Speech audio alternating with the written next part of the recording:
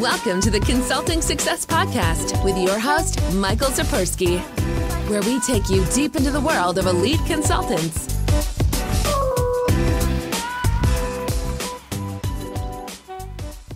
Hey everyone, it's Michael Sapersky here.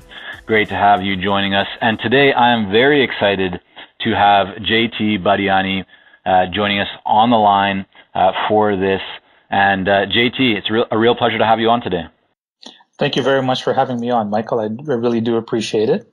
Lovely. Well, listen, let's get right into it, JT. I'm really excited to have you on. You've accomplished a lot over your career, and we're going to dive into that. But for those that don't know you, just quick intro. Who is JT Badiani, and tell us a little bit about you and your area of focus.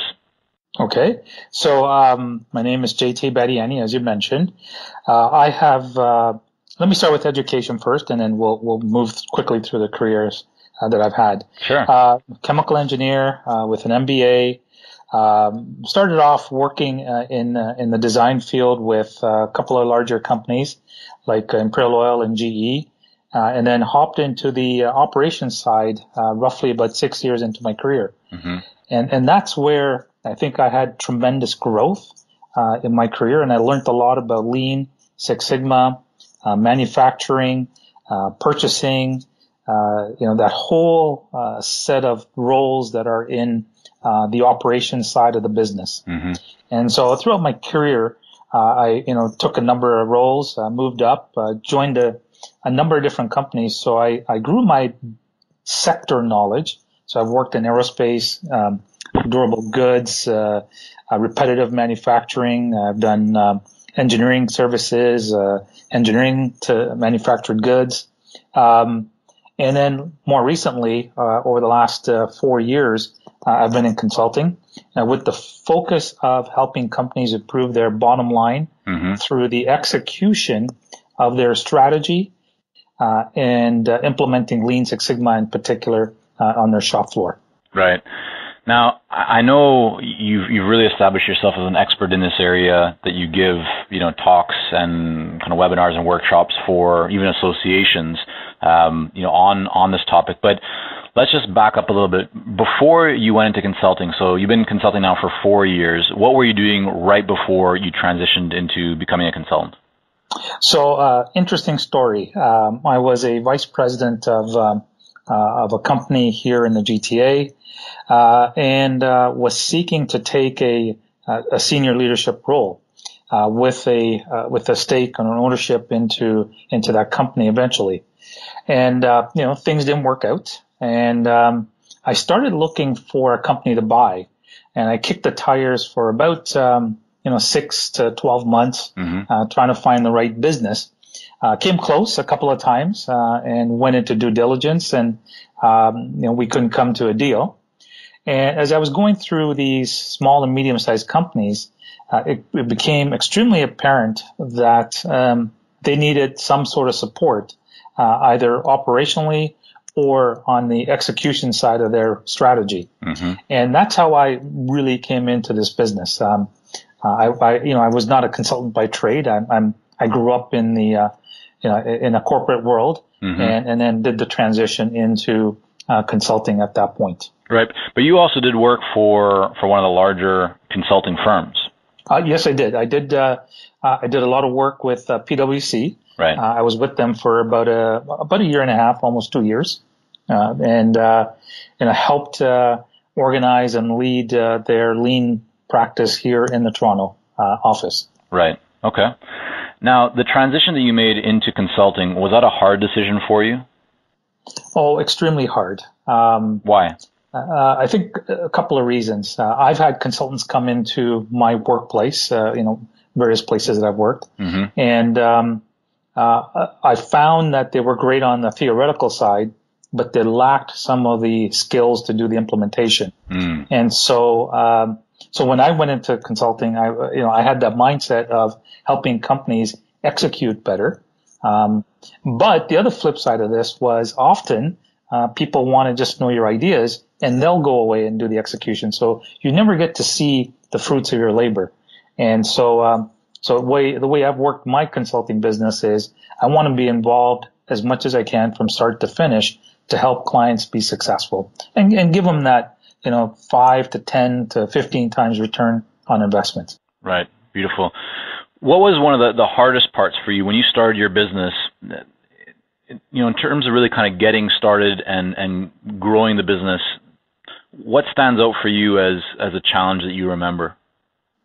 So there was a few. I've never been in the consulting side of sales, leading a service-based organization and trying to sell that into companies. So I really found that difficult. I could not master the ability to walk in and sell a particular service and get that cleanness that you want, that stickiness and that trust developed very quickly. So I had to learn that piece really, really fast, really, really quickly.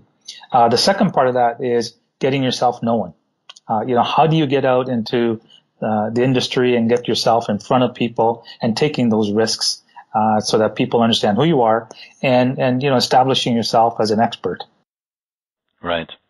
What's helped you the most then in those areas? How have you overcome some of those challenges? What's been helpful for you? So I would say a couple of key things. I think number one was my network. I network with a core group of senior folks, and so as I ventured out, I reached out to them. There was a fellow in Vancouver who used to work for me and was in consulting at that point. So I went and talked to him. I talked to a couple of folks here in the GTA. And then most importantly, I think it was the family support. So it was my wife, supporting me and making me, understand some of the challenges that we're facing and, talk through it with her. And then we would make a decision, whether it be right or wrong. We did it. And I think, if we go back to some of the things that I learned reading the Lean Startup book by Eric Ries, I found some of those principles really, really helpful in getting that knowledge base as quickly as I could. How do you handle conversations with family, or in this case your wife and business? Is that something that you guys talk about every day? Is it something that you kind of selectively choose what to talk about? What's your approach to that?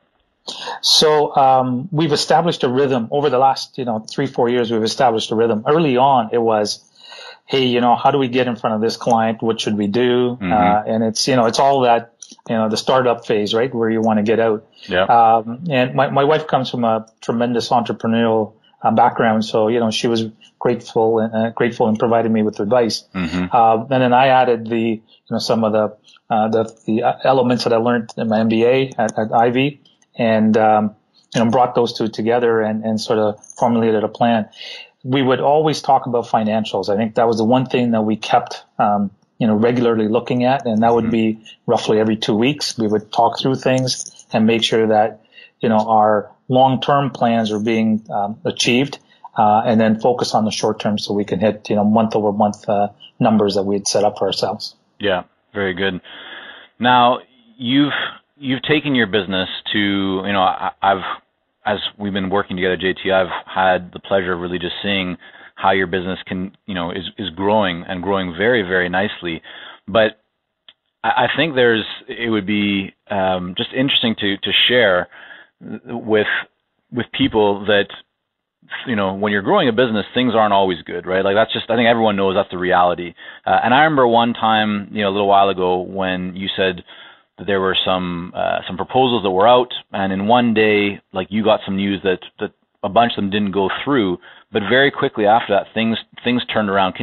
You don't have to share the details of those proposals, but could you just talk a little bit about like handling those kinds of setbacks or just occurrences, and how you've been able to ensure that your mindset stays strong and that you're able to then keep taking action and growing your business? So yes, that's a great example. So let me give you a sort of the situation. There was about 4 proposals that had gone out. A couple of them were high dollar values, and I thought we were in a great position to win at least 3 of the 4 proposals. There was one that was iffy, and within about a 1 to 2 hour period, the emails started coming in, and it was like lost. And I had my fingers crossed on the fourth one, which is the one I didn't want or didn't think we were going to get. And that one came in as a no. And I think I was driving home and I called my wife and I said, "Oh, you know what? 0 for 4. Not a good day." Mm-hmm. And I think you and I talked later that evening, and it was your advice and sort of the reflection that the conversation that my wife and I have was, you know what? It's tough. You're going to have these losses. Always keep looking forward and reflect back and find out why you didn't win those items, right. those proposals. Mm-hmm. And so, we got feedback from the clients or prospective clients and said, why didn't we get those? And then, revisited sort of the value proposition to make sure that, the future clients understand that part of what we missed or develop that skill so that we can win it next time. Right. And then what was it? Within a week of that, you landed 3 new projects? While we work with a lot of seasoned and experienced consultants here at Consulting Success, I'm often contacted by new early-stage consultants. Invariably, the question I'm asked is, what are the steps I should take to become a successful consultant and grow my consulting business to my first 6 figures per year? Well, I'm excited to announce that we've opened the doors for our Momentum program. This is our most popular program for early-stage consultants, and it has helped almost 1,000 consultants to start, run, and grow successful consulting businesses. It gives you the step-by-step plan to help you with your messaging, your fees, and pricing strategies, how to win more proposals, how to go to market more effectively, developing a marketing system to generate leads consistently, and so much more. And right now, until September the 19th, you can sign up for Momentum and get 50% off the regular price by going to consultingsuccess.com/audio. That's consultingsuccess.com/audio, AUDIO. Only 100 spots are available to join Momentum and get 50% off. This deal is only available until September the 19th or until all 100 spots are gone. We won't be opening up new spots in this program for several months, so don't wait. Go to consultingsuccess.com/audio. That's consultingsuccess.com/audio, AUDIO.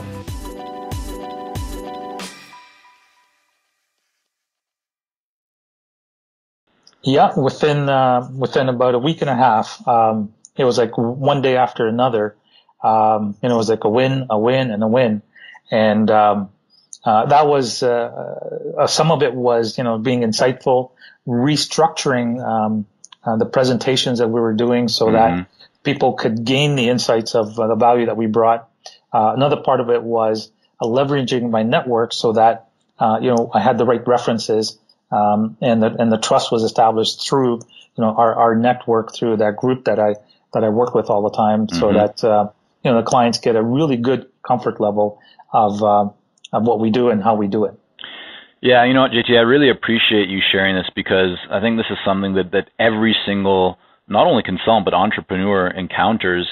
And it really is, you can choose to look at what people call, a failure. So you lose a piece of business, or in this case, like multiple pieces of business, and you can spend a lot of time, right, dwelling on that and thinking, well, what's not working, and start questioning whether you should be even doing what you're doing. And I mean, there's a lot of different directions that people can take that, but you can also choose to say, as you did, well, this kind of sucks. Like, this is a bad day, but there's going to be a better day to come.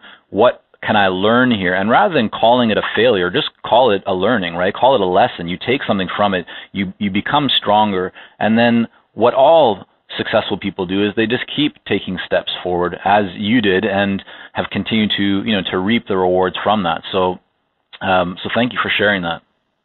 Yeah, you're absolutely right. The lesson, there's two really good lessons that came out of this was, you can have success, and you can plan to have 100%, but there's going to be weeks or months that you're not going to get that. So aim for 100. If you hit 80, that's great. If you hit 50, hey, find a way to get to 80. Okay. The second part of it is, like you said, always learn.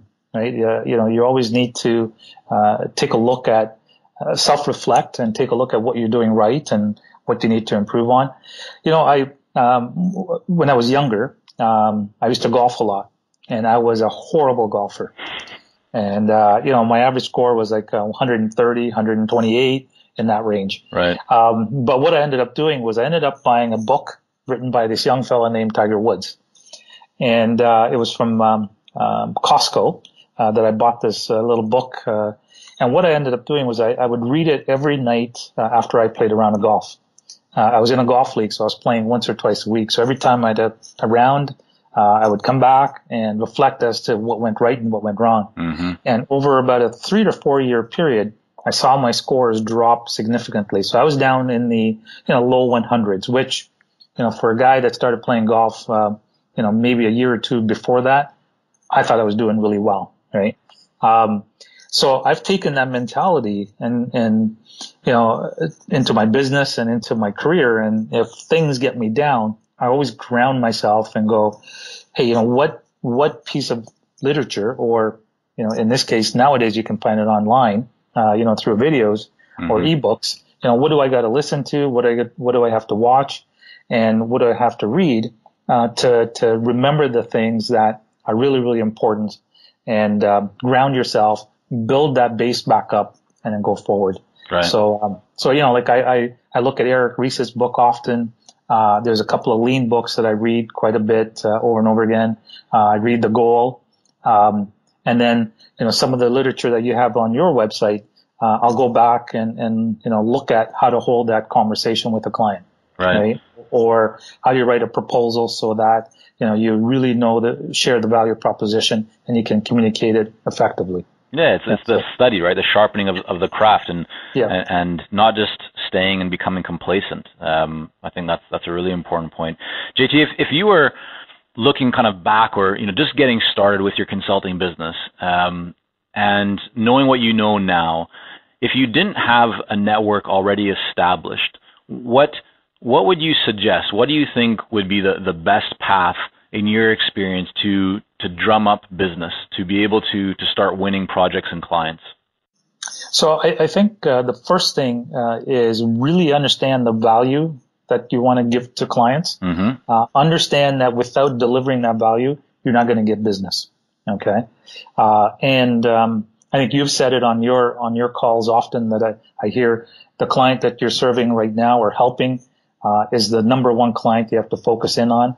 So that would be the other thing, is if you're chasing, then you're not helping your client be successful. So you got to really be careful and manage that time effectively. Mm-hmm. So time management, around getting yourself out there.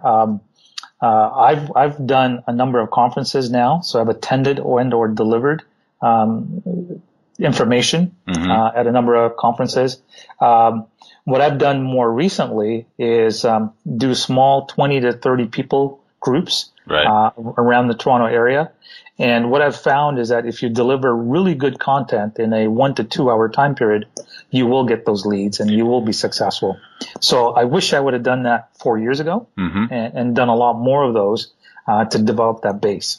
And I'm getting that base developed right now. What about people that say, well, you shouldn't give away too much information, too much, valuable content, because can't the buyer just, take that and then not want to use your services? How do you respond to that? Well, the short answer is they're not the people you want to work with. Mm-hmm. The reason being is, the people you want to work with are the ones that are going to value the skills and the your knowledge that you have. The ones that think they can do it themselves, they're going to find a way to do it themselves anyways. Mm-hmm. Whether they go buy that book or they, get it online and they, find a way to get it done. And so the folks, the clients that I work with, I really test myself and ask, are these the people that I want to work with? And, I look for certain values. These are the values that are important to me, which is trust, the ability to grow and listen. They are seeking for advice, so they know that you're looking for, they're looking for help. And if you can deliver value, then you take them on. So I do a litmus test, with each of my clients. And if they pass those hurdles, then yes, I'm going to move forward with them. How do you do that? Is that just through a conversation, or do you have a document that you use, or what's your approach to that? It's through a series of conversations. So, The fact, if you're lucky, you get the sale in the first conversation, which, I've found does not happen often. It's rare. But, through the series of conversations that you're having with those folks, you test certain elements along the way. And if, the responses are positive, then you go through it. I don't keep a checklist. I keep it more in my mind. Right. And then I'll reflect back after the meeting's done and to say, hey, is this the right level of trust, or is this the right, type of advice they're looking for, and can I deliver value? So really asking yourself, can you deliver value, and then ensuring that you're able to communicate that value back to the buyers is something that you've found to be very, very important. Yeah, absolutely. And our goal is to help businesses be successful. And, if we're not doing that, then why are we in this? Why are we in this business? Well, right? Let me ask you that. So, that's a nice little segue there. Why are you doing this? For you, what gets you up every day? What's kind of your mission here? Being a consultant, what's driving you? So, I get great satisfaction out of seeing companies be successful. There's a company in the States that I've been working with, for about a year and a bit now, maybe a little bit longer. And we've been doing a number of projects to improve various elements of their business. And we've generated, across the past couple of years, roughly $30 to $40 million in savings. Mm-hmm. And I look back and go, hey, I had a hand in making that successful. Delivering Lean Six Sigma classes. We've helped them do projects. We've done coaching. We've done Kaizen events. We've done a number of things. And I get a newsletter from one of the senior folks at the company saying, hey, look, Six Sigma is going to be on an e-letter blast to all their employees. And look, in 2016 we saved almost $20 million. That's phenomenal, right? And and you look at that and you go, yeah, you know what? Although my name is not in lights, it's the folks that I helped, and they're successful. Mm-hmm. And the other part of this is, that's a larger company. If you look at a smaller company, there's a small company that I've been working with for about 3 years now, off and on, and they've gone from roughly about a $10 million in sales to 4 times as it was when I started with them. Mm-hmm. So they're in that $30-40 million range. So we've taken this company through a series of improvements and expanded their horizon, helped them develop a strategy that they can execute on, and the ownership group is really, really happy with the progress that they've made.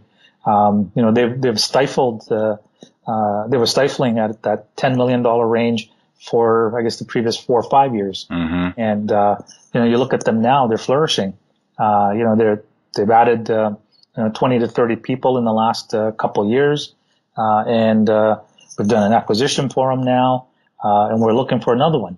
So, you look back and you go, wow, look at what we've done. And I would have never been able to do this with another company if I was in a manufacturing role, making widgets somewhere. Yeah, right? I love it, JT. That's awesome. What's the best way for people to learn more about you and your work, JT? Where should they go to connect? So you can go to my website at focusimprovement.ca. I'm also on LinkedIn, so you can look me up on LinkedIn at JT Badiani, and you can find me there. Give me a call. I'm open to discussions, and any situation that you think you require assistance, give me a shout, and I'll give you half an hour of my time, and we can talk through things and see if there's a fit. Love it. Good stuff, JT. Well, thank you so much. Really appreciate you coming on and sharing with us your story. Thank you very much for having me, Michael, and good luck to you and your business too. Thanks, JT. We'll talk real soon. Take care. Thanks. Are you ready to take your consulting business to the next level? Learn more about the Accelerator Coaching Program at consultingsuccess.com.